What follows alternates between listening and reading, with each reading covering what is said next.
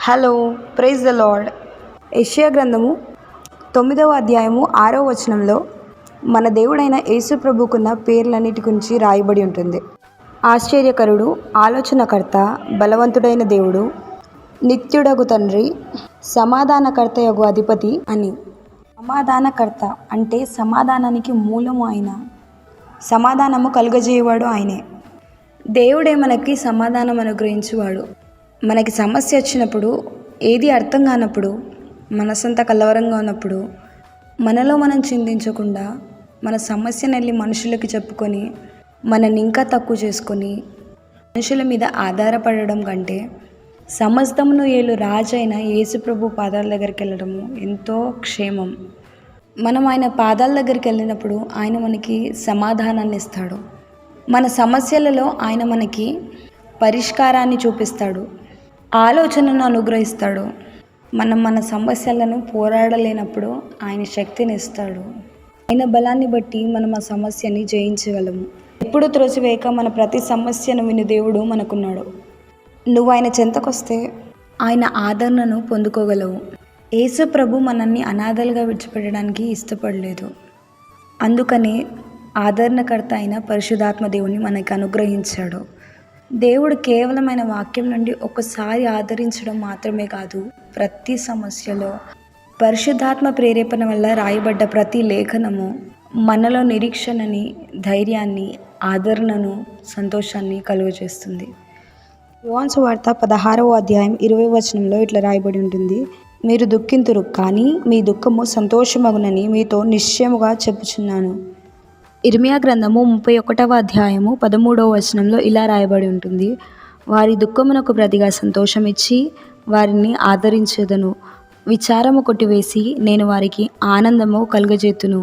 యెషయా గ్రంథము 40వ అధ్యాయము 1వ వచనంలో ఇట్లుంటుంది: మీ దేవుడు సెలవిచ్చిన మాట ఏదనగా, నా జనులను ఓదార్చుడి, ఓదార్చుడి, యెరూషలేముతో ప్రేమగా మాట్లాడుడి.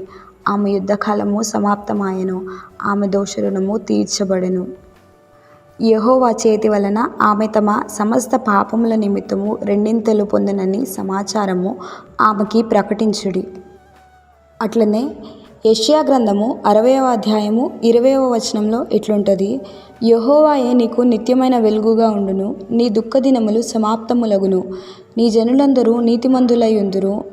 నన్ను నేను మహిమపరచుకున్నట్లు వారు నేను నాటిన కొమ్ముగాను నేను చేసిన పనిగాను ఉండి దేశమును శాశ్వతముగా స్వతంత్రించుకొందురు. వారిలో ఒంటరి అయిన వాడు 1000 మంది అగును, ఎన్నిక లేనివాడు బలమైన జనమగును. యెహోవానగు నేను తగిన కాలమందు ఈ కార్యమును త్వరపెట్టదను.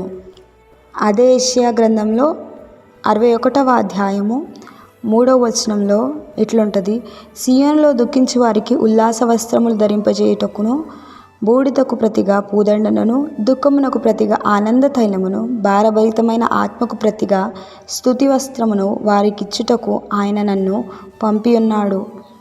యెహోవా తన్ను మహిమపరచుకున్నట్లు నీతి అను మస్తకి వృక్షములనియు యెహోవా నాటిన చెట్లనియు వారికి పేరు పెట్టబడును. అదే యెషయా గ్రంథము 61వ అధ్యాయంలో 7వ వచనం ఇట్లుంటుంది: నీ అవమానముకు ప్రతిగా రెట్టింపు ఘనత నందుదురు, నిందకు ప్రతిగా తాము పొందిన భాగము అనుభవించుదురు. వారు తమ దేశంలో రెట్టింపు భాగములకు కర్తలగుదురు. నిత్యానందము వారికి కలుగును. ఏలయనగా న్యాయం చేయుట యెహోవానగు నాకు ఇష్టము, ఒకడు అన్యాయముగా ఒకని సొత్తు పట్టుకొనుట నాకు అసహ్యము. ఇప్పుడు దేని విషయమై దుఃఖించి ఏడుస్తున్నారో ఆ విషయంలో దేవుడు మీకు సహాయం చేయుటకు, ఆదరించుటకు, సమస్యను తీర్చుటకు, మీకు మరలా ఆనందం కలుగజేయుటకు సమర్థుడు. మన దేవుడు దుఃఖాన్ని నాట్యంగా మార్చే దేవుడు, కన్నీటిని తుడిచే దేవుడు, నెమ్మది కలుగజేసే దేవుడు. ఈ లోకమంతా వెతికినా ఆయన లాంటి వారిని ఒక్కరిని కూడా కనుగొనలేరు. ఆలస్యం చేయకుండా ఆయన సన్నిధికి వెళ్ళండి, ఆయన మిమ్మల్ని ఆదరిస్తాడు.